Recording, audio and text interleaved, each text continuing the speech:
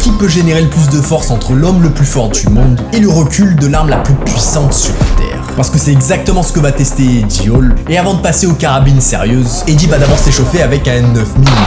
Comme on voit ici, les bras de Eddie sont tellement puissants que le pistolet n'a même pas bougé. Donc voyant que c'était facile, le mec va le faire monter au revolver et celui-ci peut faire du sérieux dégâts. Donc Eddie va se mettre en place avant de tirer.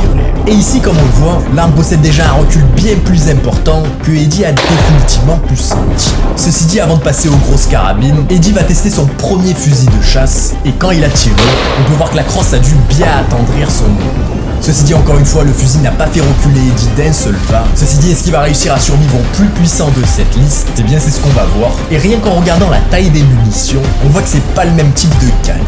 L'arme ici possède un tel recul qu'elle est connue pour avoir cassé de nombreuses clavicules. Et donc, sans plus attendre, regardons le tir. C'est pas un truc pour débutants, et on peut clairement voir que ça a décalqué l'épaule de Eddie avec un peu de transpi qui sort du t-shirt.